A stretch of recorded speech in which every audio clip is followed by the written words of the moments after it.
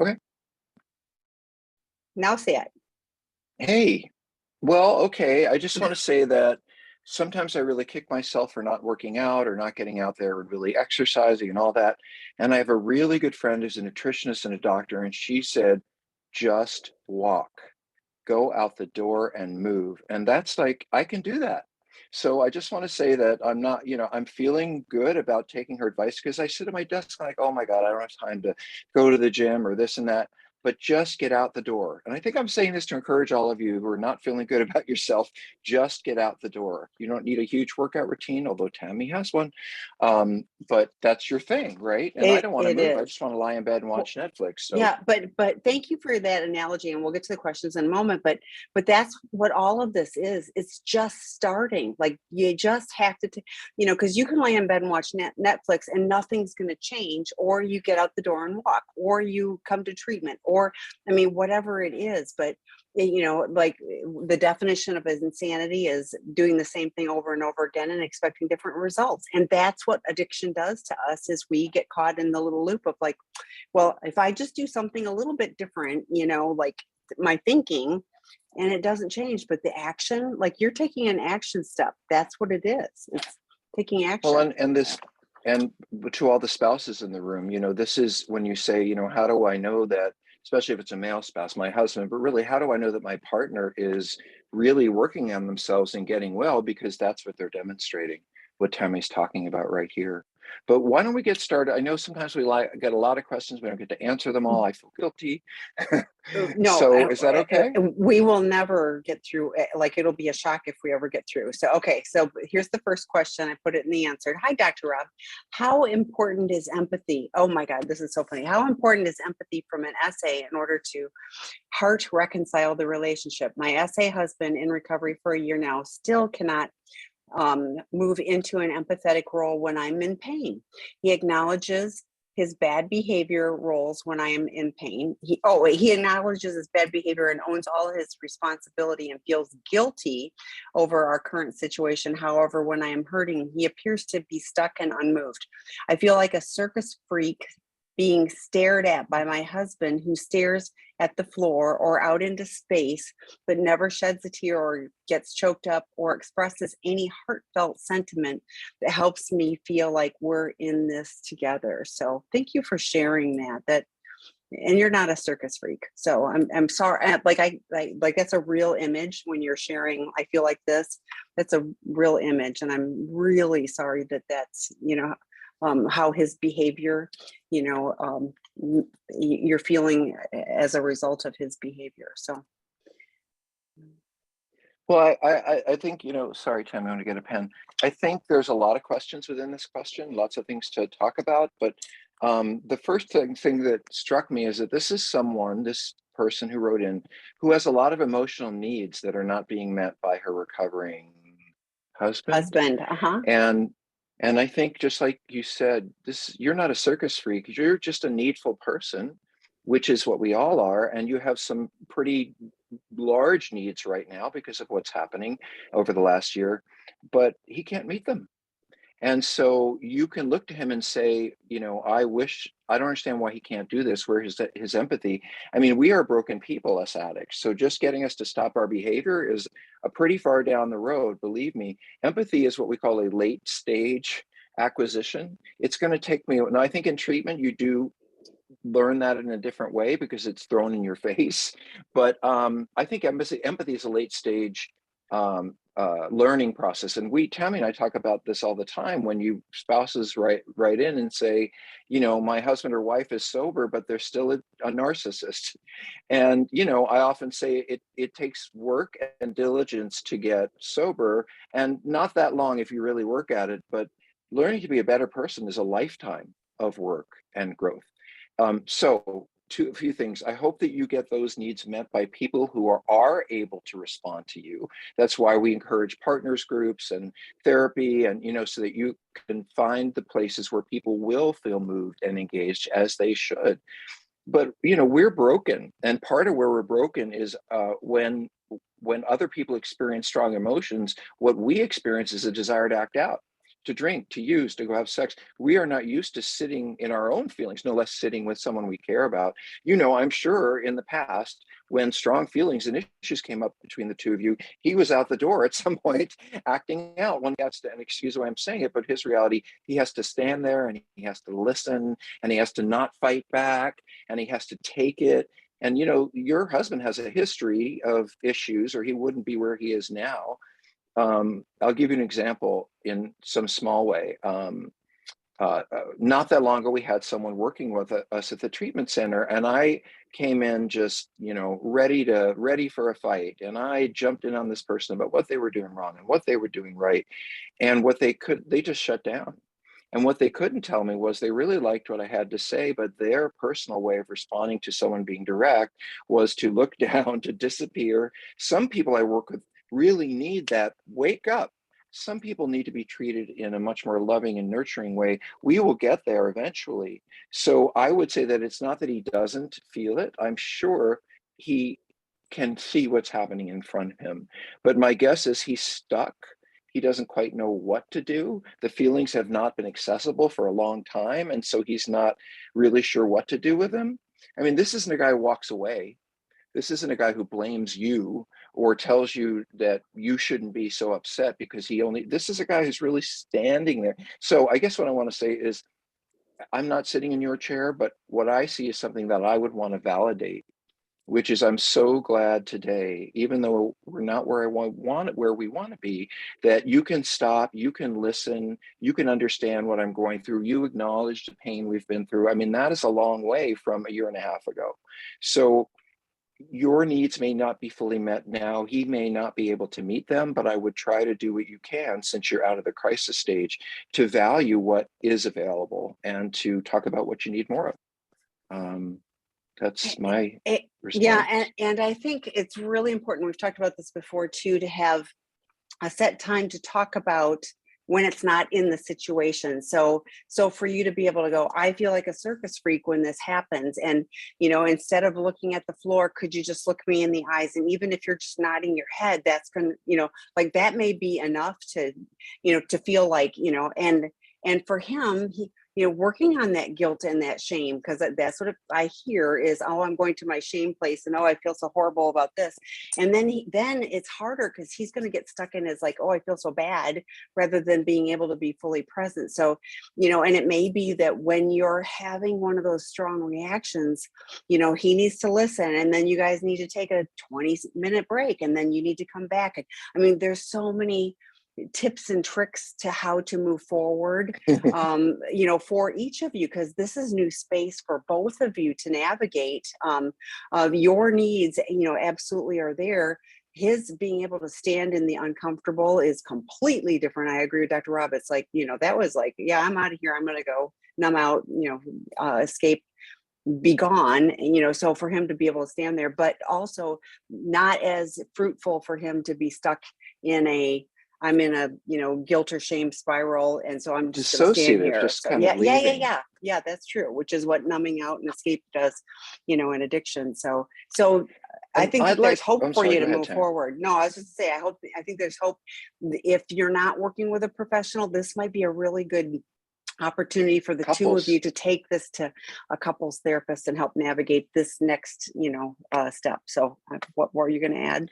I was just going to say that I'm going to drop in a little therapy idea, because I can't help that sometimes, and I wonder if you could tolerate it if, when you're tearful and you're upset and you're having a hard time and he's looking around and he looks uncomfortable, could you move toward him? Could you lean on his shoulder? Could you hold his hand? Like Tammy said, and I would say maybe look in the eyes is more than he can handle. Maybe he doesn't know how to move towards you. Maybe he learned that when someone's upset, he needs to be quiet. I mean, I don't know how he learned this, but I think if you broke the ice a little bit, he doesn't have to say anything. He doesn't have to do anything. You don't have to discuss it. You can just move toward him. And whereas my response, since I wasn't seeing a response, would want to be something like, well, how come they don't care about me? And I would back up. I think if you move toward him, you might open a door that you don't expect. So, and that'll be 50 cents. Well, I was thinking, and if, like there are times when I don't need my husband to fix everything. I just need a hug. And like I need to not be like in the problem at the moment, and the physical and I'm not saying this with a betrayed partner, like this is completely, up to you and what you need. And I think it's, again, when it's not in the moment, when the next time this happens, because it will, when we're coming into this space, what is it you need? Is it okay for him to ask, is there something I can do? Can I touch your hand? I mean, like whatever is going to be useful, but it also gives you an opportunity to think about what will be useful to you in that moment, like what do you really need, and it may be I need to go for a walk, I need to go for a walk and be away, and then I'll come back and I'll be able to be clearer about what I'm really thinking. So By the way, we did not mention, which is interesting because we are so far from the commercial now, that I wrote a book about this mhm. called Out of the Doghouse, a relationship saving guide for men caught cheating. Out of the Doghouse, a relationship saving guide for men caught cheating. And it is I've written 9 or 10 books. This is by far the most popular because men really do, I think in many cases, want to understand where. I just lost you. You just I think your earpods broke Yeah. or died. So, So, can you hear me? so I I can barely hear you. So I think you need to turn your volume up because mine are. Can you hear me? Okay. I don't think I can do that. I will sign out and sign back in. That's what I probably need to do. Okay. So here's what I'm going to do. I'm going to tell everyone in the chat. I still hear you and me. Anyway, so I put in the chat the link to the Seeking Integrity site, because Out of the Doghouse, and somebody put, he's in the class right now. Yeah, we had the Out of the Doghouse work group start last week, Monday. So it's on Monday nights, but the next one will start on 2/1, which I forgot. I think that's a Tuesday night, but don't hold me to that. But we already have people signing up for that one as well. So it's a 6-week course, 90 minutes per week, live facilitated to work through that. There's 2 levels available, but the first level will be helping a live facilitated go through the workbook. So, okay, try talking. Talking? Yes, that's good. Okay, now I can hear you. Okay. So the next question is, I don't know if you can see it because you've logged out. I am a male addict in recovery just over a year. What are some trust building exercises that my partner and I can do to participate in to rebuild trust relationally and non-relationally? Well, I'm trying to think of answers that are outside the box because, number one is I think whether you have a male partner or a female partner, something like Out of the Doghouse will give you a sense of what they've been through and how to show empathy. And I think that's the hard part is we tend to want to defend ourselves or be forgiven or, try to find a way to show that we are deserving of it. We're doing a really good. It's all about us basically, and we don't necessarily how to understand what you are going through. I'll give you an example. It's very typical for me to work with men who will cry, and they will say, "Oh my God, I can't believe I did this to my spouse because what does it mean? Who does it make me? And who would ever want to be me? And I've ruined so many things that were important to me, and she'll never look at me in the same way again." And I will stop them and I say, "There's a problem with all this. It's all about you. It is you feeling bad about you and the things that you have done, and that's kind of not helpful. What empathy looks like is I can't imagine what he or she has been through. I can't imagine how this is affecting them, and that's empathy." So from the folks I work with, it's a long way to empathy. But what Tammy's talking about, committing to taking the time to talk every night, no matter how busy things are, splitting up the time, making sure you each feel heard. Yeah, I mean, and by the way, empathy is both practiced and learned. It isn't, some people who innately have it, it's destroyed by our upbringing. So it takes a while. And actually, can I explain this, Tammy? Mhm. Why we lack empathy? Because no one showed us any. My story on this is I worked with a man who was hitting his children, And I was in a supervision group as a therapist, and I said, I don't understand. He's my client, and I know he was beaten as a child. If you were beaten as a child, how could you ever do that to your kids? And he said, well, and the client would say, well, I was bad and I got hit. And when they're bad, they need to be hit. But the point is the reason that he was able to hit his children is he never really had empathy for what he had gone through as a child. He never said to himself, I wish dad had been kind to me. I wish dad had been sweet to me. Or I can't believe I was abused. How sad. I was just looking for help. He still sees it as, I deserve that. And when you're in that place, there's no empathy for the children. You're just doing what you learned. So for him or her to really, so for a partner to receive empathy, we really have to go to the place of understanding and learning about it inside of ourselves. No one showed me any empathy. I was used, abused, you name it. It isn't hard. It is hard for me to be empathic because it doesn't occur to me. I don't remember it. So anyway, that's a whole bunch of stuff. Tammy, let me hand it to you before I say anything more. No, but and trust is rebuilt over time. You showing up, it's actions. It's, if you say you're going to do something, you do it. If you say you're not going to do something, you don't do it. So, it really is showing up, consistently. And it isn't just about the sexual acting out.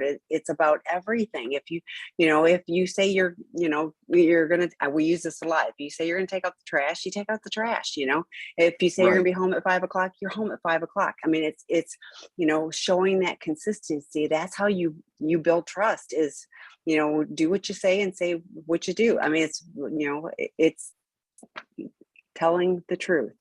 So it doesn't sound like empathy. Yeah. But when I know you're busy and you're going to be late coming home, I might make something to eat. I might do the laundry. That is empathy. It doesn't have to be anything particular. It's like, oh, I thought ahead to how you might be feeling when you come home. And so I am doing something because I can have a sense of what you're going through. That's empathy. So it doesn't have to be we're looking at each other and we're going through the past. It can be simply, and it is simply thinking about what someone else might be going through and trying to in some way alleviate it, help them, even though, and they don't have to tell you. Your spouse comes home and God, another day and it was terrible. And then there's the laundry and there's the cooking and they don't have to call you and say, would you do it? You have empathically realized what they are going through and done something at your end. So, it can be small things that earn your way to much larger ways of showing empathy. I'm going to use a real quick example. Right before this, the dogs tipped over a plant. I hardly have any real plants because I have a really brown thumb. You're plant impaired. I am. I didn't get that gene, but anyway, my husband, bless his heart, said, you go, I got this, trust me. And I went, okay. And that was huge because otherwise after this, I'd have to go out and it's all over the carpet. It's all over. I mean, it's a mess, and I was like, I have to just trust that he's got this. And that to me is empathy because he's understanding how busy I am and he's cleaning up a huge mess. So thank you, dogs, for killing my plant. Oh, well. Okay. Next question. Is it common for blame someone else? They were ramming around in the house, which they know is naughty. So is it common that an essay initially admits to being an essay and then suddenly retracts and claims that they aren't? Is this a typical cycle of denial acceptance? So I hear this actually a lot. So please, yeah, I'm gonna, you know what? I'm gonna do a tricky thing with you, Tammy. I'm gonna say, okay. Is it common that an alcoholic initially admits to having an alcohol problem and then suddenly retracts and said they don't have an alcohol problem? Is this typical of the cycle of kind of contemplating and not trying to figure out a problem, or is this just plain lying, or what is that? I think it's unfortunately typical because we often talk about there's a window and, when people are calling and looking for help, like I understand that I have a window of time for them to take some action because otherwise they're going to go into denial. They're going to justify. They're going to go, oh, it really wasn't. Well, it's crisis driven. So yes. The crisis is over. I don't need to do that. Yeah, or they've checked it. This one is classic. I've gone to some S meetings, whichever form, they did 6 months and, oh, I'm not really one of them. So I'm distanced from that, and a lot of it is I just don't want to have to deal with, the work that it's going to take to change. So it's sad, but go ahead. I also want to add that that we tend to lie, and To so it may well ourselves. be that this, well, to ourselves for sure, but it may well be that this person thought they were going to be caught, or thought that you might find out something, or maybe you did, and then they can say, well, I know what the problem is, it's this, and I'm going to work on it. And but that's just a way to keep doing what they want to keep doing. So because if someone says they have this problem, they understand it's destroyed their life. So yeah, to me, this is someone who said something in a moment of shame or fear of getting caught, and then a day or two later they thought, oh my god, what did I do, and I got to run, and I really have a problem anyway. It's just that I did a few of these things. And you're right, they move right back into denial until the next crisis. Yeah. Or they blame the partner. It's like your fault that whatever. And, that happens unfortunately often too. So Hey, can I say something to all the spouses about that?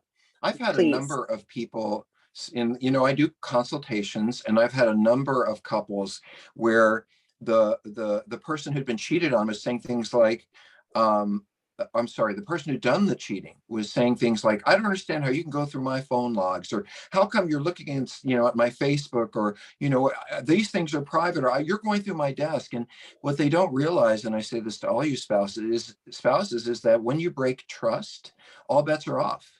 We were equal, and before you found out of all this, and I was able to have my private world as I deserve, and you had yours. But once I break through that private world and I tell you that there are things going on there that will hurt you and you don't know about it, then all bets are off. And if I love you and I want to restore the relationship, I'll let you look at whatever you want, and I won't complain about it, because I realize how it will make you feel better and how it will make you feel safe, and not worry about how you're going to think of me. So anyway, I just hear that a lot. Like, should I look? Can I look? And then of course the addicts are like, you shouldn't look. And why is that? Why are they looking? And you have every right to look. So the next question, do all sex addicts typically have some type of childhood trauma that impacted them, or do some of them simply have a sense of entitlement to act out? Yes and yes. And they're related, in some ways. I mean, I am my mother's child, and my mother was pretty darn narcissistic. And I think in part I learned ways of acting in the world and ways of being connected to other people that was really very focused on me, and still is. But my mother was mentally ill. My grandmother was mental. I mean, I have seen a lot of, and people would beat each other up and scream and lock me in my room. And, I have that whole story. So, is it nature? Is it nurture? Is it who the person is versus things that happen to them? Do we get entitled as narcissistic people who are wounded? I mean, the answer to all of that is yes. And it even brings us back to the earlier question, which is, how come they don't have empathy? How come they're not kinder? How come they're still a jerk, even though they've stopped acting out? And that's because the remnants of trauma in terms of how we learn to relate and protect ourselves. And, some of that looks like entitlement. Some that looks like looking down on the floor and not knowing what to say. There are a lot of ways that we protect ourselves, because we never learned how to simply respond and be supportive and have our own tears. So, I want to say one more thing. I lost a friend, Tammy knows this, to cancer about, I guess, about a month and a half ago. And when I heard how sick he was, um, I had two experiences. I talked to a good friend of ours. We both knew this man.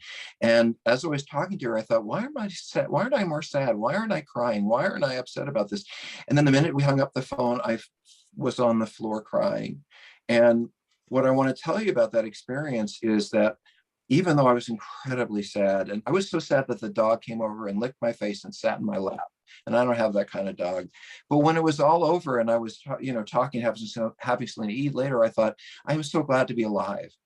And what I mean by that is my sobriety allows me to deeply feel things that are at the right time in the right way. And then I can come out of it and be okay. I don't get depressed. I'm not anxious. And this ability to actually tolerate, engage my feelings. I mean, I don't mean to I'm not trying to brag, but that feels like recovery to me more than who I had sex with. I can be sad, I can be happy, I can grieve, I can do it all in the same day.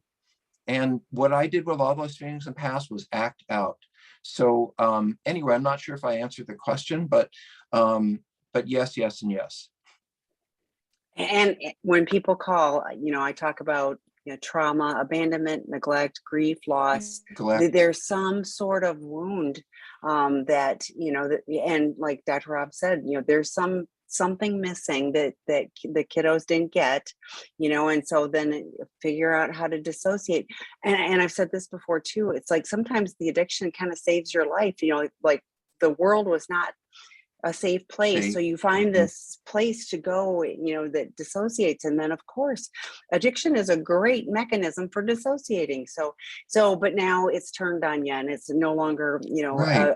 a helpful coping mechanism. Right. It's, ruining, your ability to be connected. So in recovery, we learn how to do that and to have big feelings, but to know that that's just part of being in a meaningful Alive. relation with somebody. Yeah. I mean, how much better is that than not giving a Right. rip, so, Right. and just me. So. And I got to say, I used to pride myself, as many addicts do, and I bet you did too, that I could end a relationship and not think about somebody ever again, or I could just walk away. I felt proud of that, not realizing that, that was, They were in at my the time, past. in the past, I felt proud of it. I thought, No, okay, but they're in my past. I don't need to think about them again. and Yeah, I don't have to have absolutely. any feelings about them at all. I can just move on. And now I'm deeply connected to people, and that means I'm alive. So this is what addiction recovery looks like hopefully a couple of years down the road, when you really are looking for connection, when you really can tolerate what's going on inside of you. And by the way, when I was sad that night, journey. Go ahead. No, I called a friend. My spouse wasn't home yet, and I called and I said, I was really sad and that was really hard. I didn't have to sit there by myself, and the dog was great. I mean, Tammy, my dog's, I have a 95-pound dog, and he turned around and he sat in my lap and he faced out like anybody who messes with him, I'm going to go. I mean, he was protecting me, and that made me cry more. Anyway, more questions.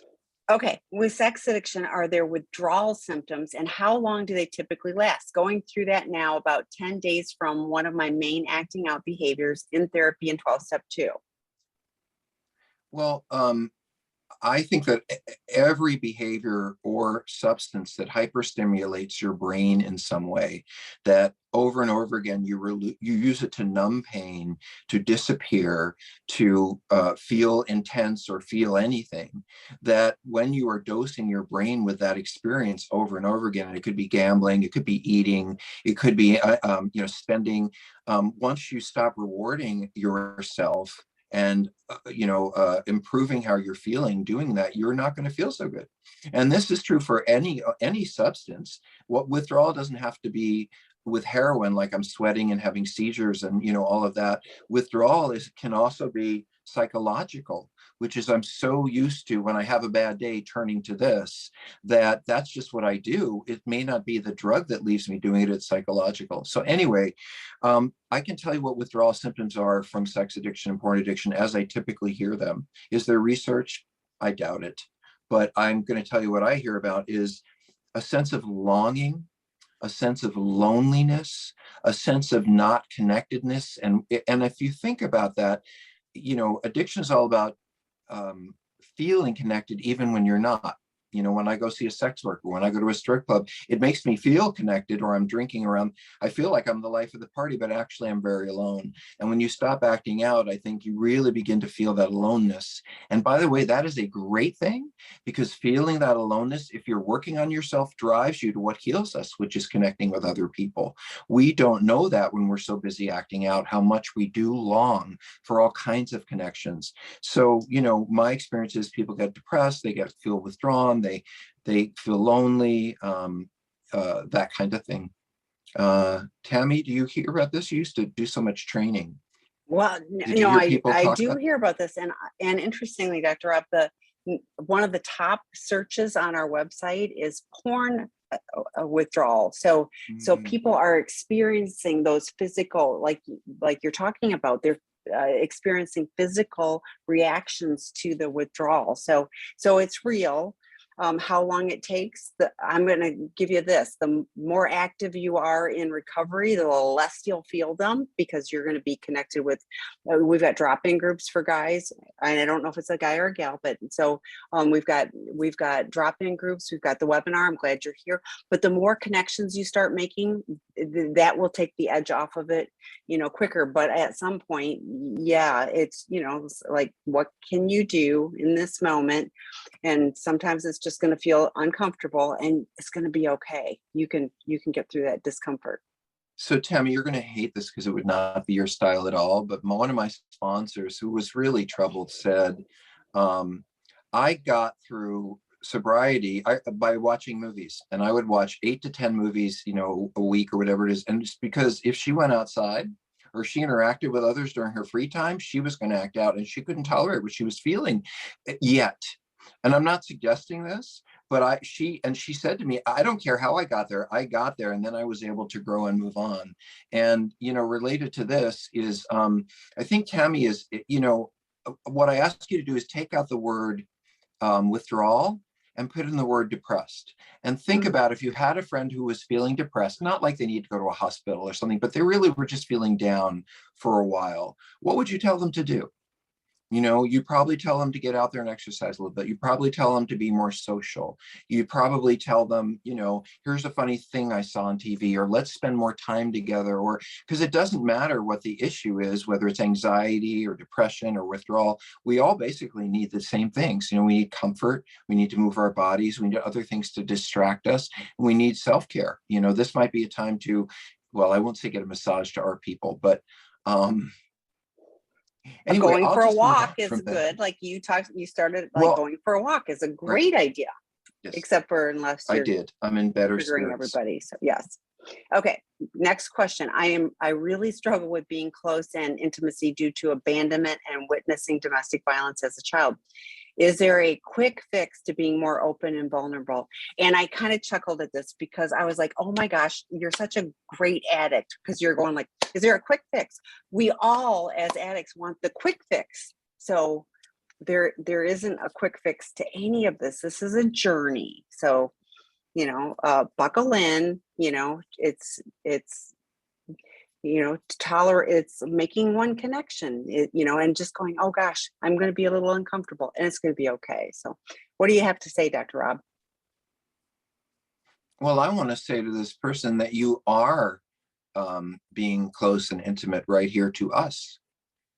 To Great. be intimate means to be known. To be intimate means to be vulnerable with people and risk that they're going to move towards you or against you or away from you. When I share something, well, the guys in group always want to know, at Seeking Integrity, they always want to know how to be intimate. What is being intimate? And they're talking about their spouses. And what I show them is, if they're just sitting there talking, they get information from others. But when they really talk about difficult things, people lean in. They say, wow, you're having a hard time. That must be, in other words, empathy is built by my revealing my emotional self to you. So I'm saying that you're already doing it, because by saying, I struggle with being close, I was abandoned, I witnessed violence. I mean, what you're saying to us is, I want to be closer to you. I want to get your support. And so that very thing that you did right there is being intimate. It's just about practicing it on people. And basically, if you have some people you're really safe with, and you start with little things, I had a really painful day. It was just, and see, do they ask? Do they engage? Are they curious? That's somebody that you can move forward with. But to Tammy's point, I mean, I think you're on the road just by being here, just by asking the question the way you did. But to Tammy's point, this is like talking about being nicer or less narcissistic. It takes a lifetime, not necessarily recover from the violence, but to move toward being the person you want to be and more open. That's a lifetime of work. And there is no quick fix, unfortunately. Yeah.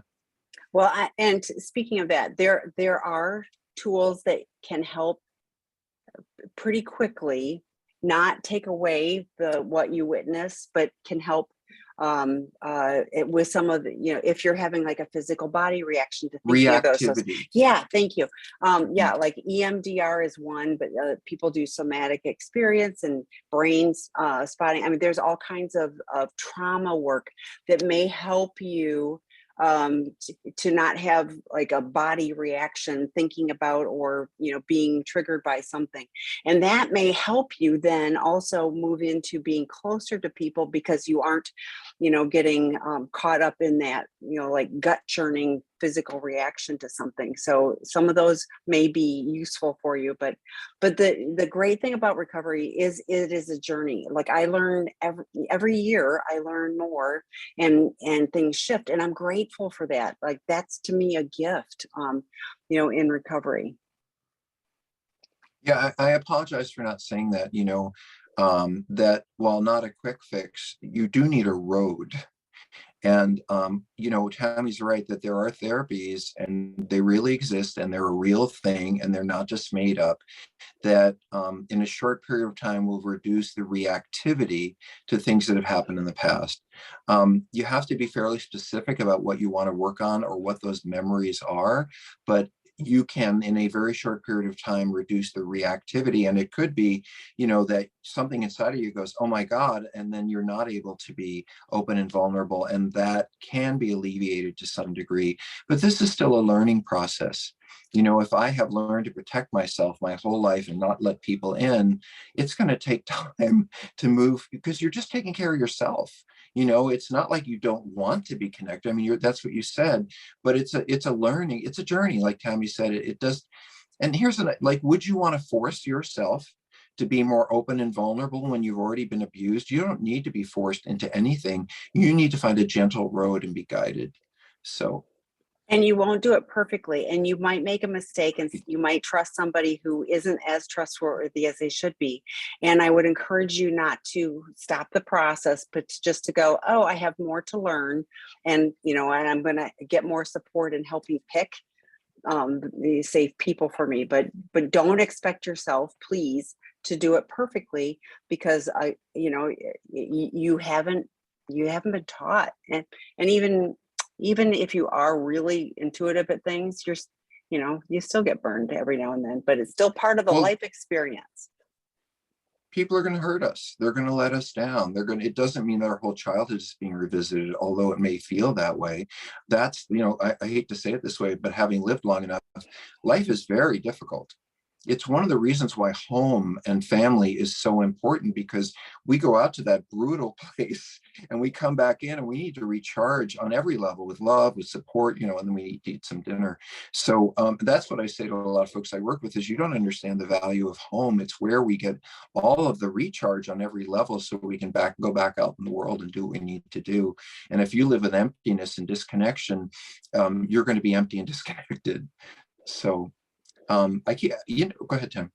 I was going to say, next question. My SA husband has been in recovery for 5 months. He has gone to a meeting every day, has a sponsor and a CSAT, and seems to be very committed. My issue is that he operates in a kind of manipulative way and has for decades. He doesn't even realize it most of the time. I'm sure it will take a while for him to change this bad habit. He's trying to figure out how to stop the manipulative ways. Do you have any advice? Thank you.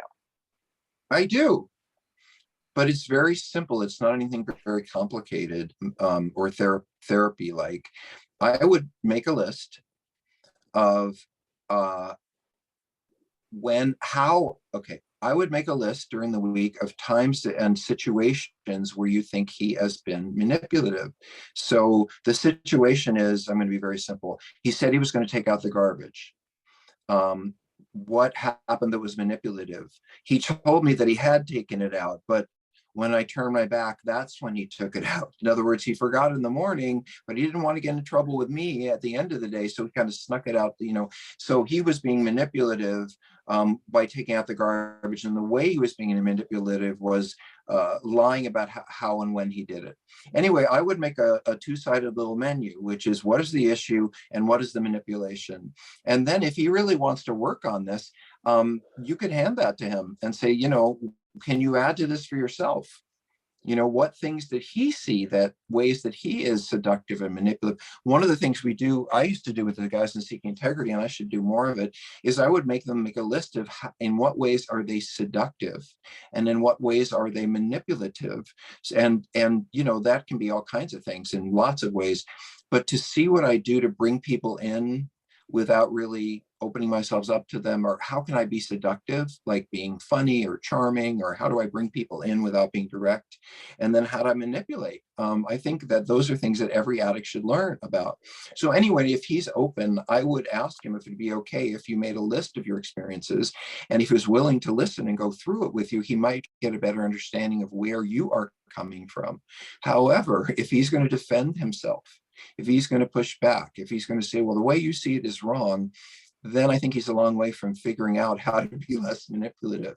But anyway, it's a great question. And by the way, some people may not recover. There are people who stop their behavior and you realize how incredibly narcissistic and broken they are. But if he's as committed as this says he is, you guys will work through this. Besides, 5 months is not very long. I agree. I got the 5 months, and this has been decades long. And that from what you're sharing, he doesn't realize it most of the time. I could see. I was thinking also I love that idea of the list and the past, like what's happened this week. But, if he's open to it, it can be part of the conversation of, are you open to, if I am concerned that you might be manipulating, are you open to me asking? And it might be, if he says yes, you can test it and say, the story I'm telling myself is that you're being manipulative right now. Does that resonate with you? And it's not an accusation. It's just, this is what I'm sensing and feeling. And if he's open to that, man, that could be such a huge opportunity, either method, both methods, to make some progress and in a different way. But I'm like I mentioned earlier, we lie to ourselves more than anybody else. As addicts, we are lying to ourselves, to continue to defend all the behaviors that we have stored up that are not really helpful for having a productive relationship. So it is challenging to break through all that, but I give them, I hear some really good progress, especially so early in the process. So I'm hopeful for both of you. My partner was betrayed by his ex-wife repeatedly, severely. Now he has done the exact thing to me. Do you think this could be the cause of his sexual addiction, that he is repeating this pattern? So I'm sorry I laughed, but we get this question a lot. And yes, if someone, no, how do I say this? This is somebody who is going to cause some drama, maybe, and eventually find a way to a crisis. But the pattern of, what it might be, betrayal, it might, okay, let me go back and answer the question. That's probably a better way to do it. I do not think this is the cause of his sex addiction. I think this is a symptom of his sex addiction. This is what he does and why he does it and what it means to him. That's why we have treatment centers and online trainings and books, and to help him understand how it is that he could have, it's sort of like what I said earlier about the guy who hits his kid. This guy doesn't have any empathy for perhaps what happened to him, he doesn't have any empathy for what his ex-wife went through. And so he can do it all over again because he doesn't understand how that really affected her. So he's kind of, I would say at best, immature, and at worst, completely unconscious. But I don't think this is the cause. This is one of the ways that the addiction has expressed itself. And when you say repeatedly and severely, like, I don't know, what that means. And, does it mean affairs? Does that mean emotional? Does that mean your STDs? What way was he betrayed by his ex-wife? What does that really mean? Tammy? Well, yeah, it's not clear. And at the end of the day, it does not sound like he did his work on himself as a betrayed partner I often say this, even if the partner is leaving the relationship or the relationship has ended for whatever reason, I encourage betrayed partners to really do their work, because otherwise, they bring all of this, into another relationship. So what I feel like is he had all this pain and drama and trauma and whatever, and now he's brought that into a relationship with you. And so now, but now he's the betrayer instead of the betrayed. But is it part of his overall stuff? I mentioned earlier, trauma, abandonment, abuse, neglect, grief, loss. There's always something, some wound, but it doesn't, and while it's a reason, it doesn't give him an excuse to turn around and betray you. So I hope you've set healthy boundaries for you, for your safety as a betrayed partner, and are taking care of you, joining our betrayed partner groups, etc. Better free. But I did want to say one Mhm. more thing, which is, and I try to say this in a, well, I just say things the way I say them. Why are we sitting here talking about him? Your focus is on why is this a pattern? Could he be repeating it? He did it to her, he's doing it to me. No, What she about did it. you? No, the ex-wife did it to him. Or she did it, sorry. Yeah. I'm so used to, but well, how are you taking care of yourself? I don't see anything in there about so I'm going to these therapy groups, or as Tammy said, I'm dropping in on a support group, or what are you doing to, rather than figuring it out, what it meant to her, why she did these things, all that. I think that's secondary at the moment to the fact that she walloped you and you're in pain, and you need to be attending to that pain, rather than trying to fix her or understand her, or that's her problem. You need to focus on you. Yeah. Well, and the pronouns, I'm completely confused. What I is you are now a Okay. betrayed partner, and like this, he is a sex addict. What is he doing to attend to a sex addiction? And I can't tell you how many sex addicts know all the reasons why, or a lot of the reasons why, and they're still acting out. So until and unless he stops, you having healthy boundaries for you, like you guys being mad at his ex-wife, his ex-wife is his ex-wife. He's had, he has the opportunity to work on the trauma that all of that caused, but he didn't have to turn around and cause you trauma too. So, okay. Here's an interesting one. Dr. Rob, can you please explain Maslow's hierarchy of needs? I'm a male addict in recovery. Sure. This is a psychological theory that speaks to when people might be motivated and available toward change and growth, personal growth, emotional growth, all of that. So at the bottom of the triangle, like it's a triangle, right? And at the bottom are things like food and shelter. Like you absolutely need that for survival. And then the next thing above that might be safety and security. And then the next thing above that might be a good income, not good income, but stability, and to be able to have a good family life, or whatever that is.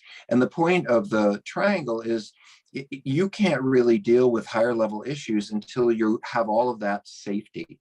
So you have to have that place to live. You have to have that shelter. You have to have that relation. You have to have that food. You can't go into higher level thinking, concepts, ways of living until you have the basics, is basically. And so the Maslow triangle basically says, here are the basics. And by the way, go Google Maslow's triangle and of needs of evolution, and then look at the images. Click on the image bar on Google, and you'll see Maslow's hierarchy of need, I think is what it's called. But anyway, you will see it, and then you'll see it's not hard to see it laid out. It'll be like food and shelter, and then this and that, and then moving all the way up. So it's a way to understand how humans can develop and grow emotionally, which they can't do unless they get all of that basic stuff accomplished. I think that now, Tammy, I haven't studied that since 1983. So I think I'm going to give myself some kudos. I'm giving you an A+ on that one. Yeah. I probably got it wrong. No, I think you did great. So, okay. So the next question, how do couples that have been together forever move past the end of relationship due to sexual addiction and the havoc it caused emotionally? I know this is general, but it's about taking care of self so as not to go insane in the process of loss and change. Acceptance right now, I know. Mm. Well, this is going to be very sort of simple, but there are books about this. We have a podcast with, I don't know how many hundred Almost interviews that we talk 900,000 downloads right downloads. now. Yeah. So one of the ways to do this is sit down and listen to the podcast together, because there's all kinds of stuff on there where I'm interviewing people who are dealing with intimacy disorders, people who are dealing with sexual disorders, people who are dealing with bringing a relationship back together, people who are dealing with forgiveness. So I pulled all these people from Tammy and I'm sorry, pulled in people to do these exercises. But the reason I say that is because, yeah, in terms of general, so let me see. It's about taking care of self, so not go insane. And you're talking about you, right? Yeah, because I So, think the long-term relationship ended as a result of the sex addiction and havoc it caused. So that's what I was reading in this, not the affair partner ended, that this uh, relationship ended. That's what I'm well, reading. yeah, and see, I read it as how do couples that have been together forever sort of move past. Anyway, you're absolutely right. It is what it is. So, it depends on. So, this is an interesting question because what are you really talking about as a couple? Like, are you talking about, co-parenting? Are you talking about having a friendship? Are you talking about, because each of you have things to do in terms of healing and moving on, and they don't necessarily have to do with each other. And I think early separation, having been through that torture many years ago, the last thing I needed to do was be checking in with them, talking with them, and I needed to be away so that I could have some healing of my own. So I'm just curious what it means to come back together in a relationship uh, after all of this has happened. So, because move past the end of the relationship to me means how do we stay connected, even though we've sort of moved past it. But anyway, this is a question. Tammy, if you have any further, otherwise, I think Well, we should move. yeah, no, I mean, I do think lots of people are co-parenting, co-grandparenting, and how do you do that and not make the entire situation uncomfortable for everyone in the room? So, it is about each of you doing your work, and I hope that the addict has gotten the support that they need to shift into recovery. But I love that you're leaning into um, uh, a- acceptance, yes, but grief work too. Like Sophia Caudle on intherooms.com does a grief group, and that might be a really, I mean, this is loss, and so understanding that and processing through it, it's going to take some time. So Yeah, and next I wanted question, to go add ahead. just one more little Mhm. thing of that is it you're talking about care of self or self-care, but you refer to it as acceptance, or and Tammy said grief, and those are important things. But self-care can also be getting your nails done. It can be going away for a weekend with friends. It can be, self-care is all kinds of things that don't necessarily involve psychology or fancy words like trust and acceptance. They simply involve you're going out and having a good time in a safe and healthy way. So there are lots of things that are involved with self-care, and they're active things. They're not necessarily thoughts, feelings, and journaling. Yes, and I agree, and because I think, unfortunately, too often, all the focus gets put on the addiction, both for the partner, and the addict Mhm. too. The addict needs to lean in and really do the work, but like, understanding that there is more, like, things that are meaningful to me, like going for a hike is really meaningful to me, but I'm paying attention to nature. I was doing it with a friend, so all of those things are, help fill my tank back up in a meaningful way, but have nothing to do with, my recovery 12-step work and meditation. So okay, next question. I'm a betrayed partner. My sex and porn addict husband says he is serious about recovery, but does the work very inconsistently. We are 5 months since discovery, and he just had disclosure the first week of January. He is showing some empathy and emotion, but just saying sorry all the time and not acting sad and like he feels so bad for me, but not doing some recovery work. It's frustrating because he will only do what I ask him to do and not initiate any of it on his own. Do you think separation would be the next logical step? I am sick of feeling like his mom, and I don't want to control his recovery. So thank you. That's great questions. You want to start, Tammy? Because I think you get phone calls like this all the time. I do, so I think it's healthy boundaries. What do you need for you? And him taking charge of his recovery work, I think that's a fair thing. I need you to be in charge of your recovery. I want to see on the fridge what it looks like. But yeah, a therapeutic separation, whether in the house or outside, that may be like a breath of fresh air for you, where you just go, oh, I'm not having to oversee his recovery. And he may go, I really need to step it up. So until there are negative consequences that are more painful than actually doing recovery work, addicts don't change. Send him to treatment. Yeah, he actually is a good candidate. Yeah. Well, if you're ready to end your relationship or move away from it, and this is not going to be, this is a great time to say, and I really would like to see you. So I wanted to just say something about the frustration. So I'm going to say something that might upset the spouses, and I need to say this because I got to get it out.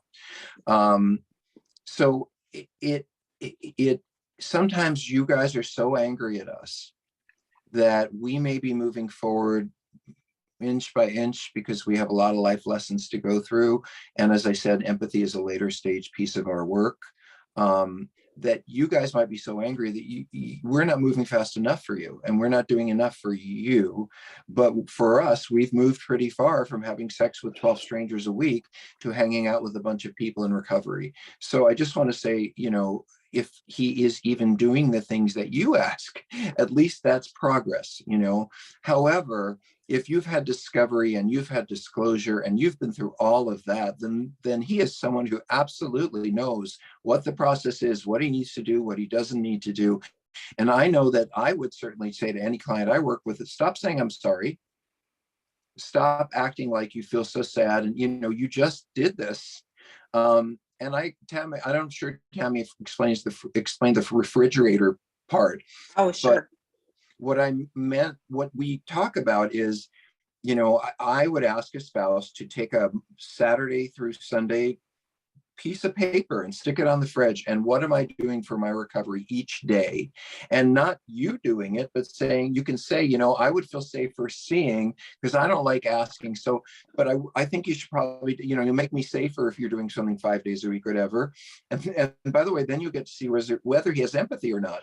Because if you say it would make me feel more comfortable and safer if you would do this, and he doesn't, that's not much empathy, or he blames you. You're always asking so much of me, real remorse and regret looks like, I want you to feel safe and I want for you to feel comfortable. And so I'm going to do everything I can to show you. So says he is serious. Again, what Tammy said earlier is absolutely true. Addicts have lied, addicts manipulate, addicts are seductive. Addicts are very good with words, but not so much with actions.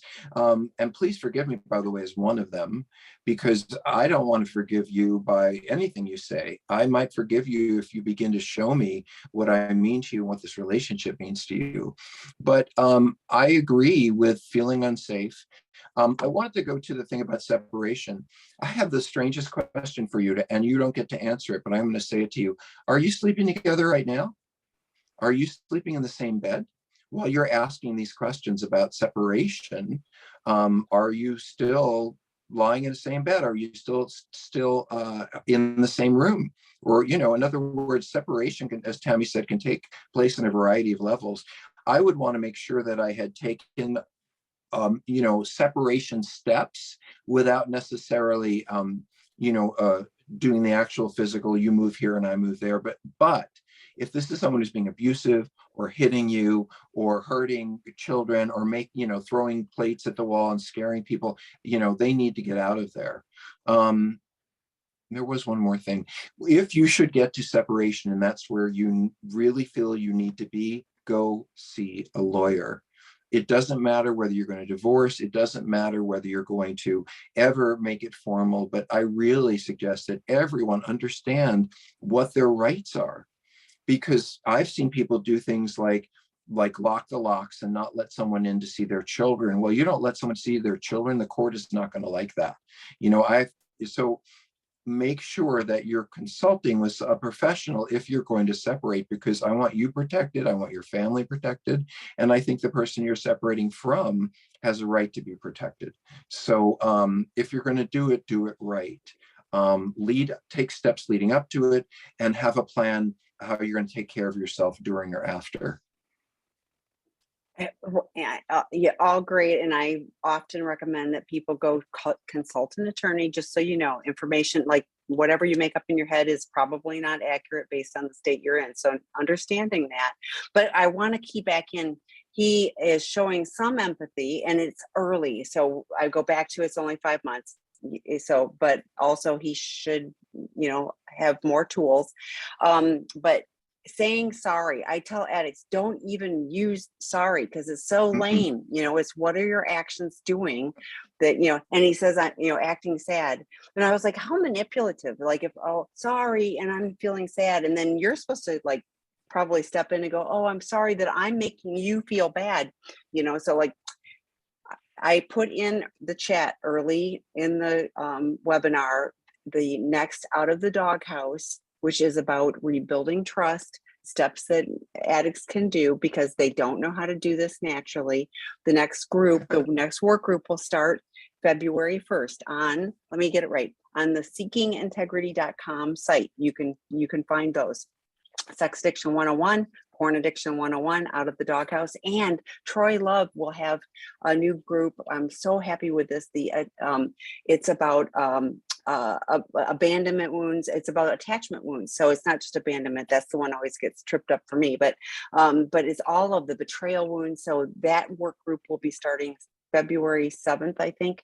But if you go to this site, you'll find all of them, and there are spaces, and you can find 6-week work groups that are psychoeducation, not therapy or treatment. But I've had multiple therapists talk about how their client was doing that work and then working with them, and that they can really see a difference. So I would invite you to participate in those as well. So, and Tammy, I'll quiz you on this. When did we put up the first Out of the Doghouse online lecture? When did we do it? On last week, Monday. So this is the second group when did we actually announce? When did we announce it? Oh, I think we put it up in December. Like it didn't go up until like mid-December, and it filled. So yeah. So it's mid-January, and how many people signed up? It was full at 25. So those are no more than 25 per group. So I just want to say that there's a lot of people out there who want to men out there who really want to learn how that. Okay, Out of the Doghouse, the course is about empathy. It's about, because that's what the book is about. What do I need to do to restore trust? That's what that course is. And guess what? Everybody wants to sign up for, because what it really means is, how do I get my husband or wife to forgive me? And I do want to say that is not the first step. I see a lot of spouses reading Out of the Doghouse. They give it to the addict and they say, this is what you need to be doing. Well, that's what you want them to be doing for you. But what they need to be doing is reading Sex Addiction 101 and doing the work that they need to do, not just learning how to support you and make you feel better, because then it's manipulative. It's like, I don't have to do anything, but I'll show you, I'll act like I am. And the focus can shift from me doing the work that I really need to do to change to, I get this all the time. How can I, fix my partner? How can I help her heal? And I'm like, fixing you is how it all changes. I mean, but it's got to start with the addict. And I need to have dinner. So do you. Too. So have bye, a great everybody. night, folks. Thank Good to see you. I mean, not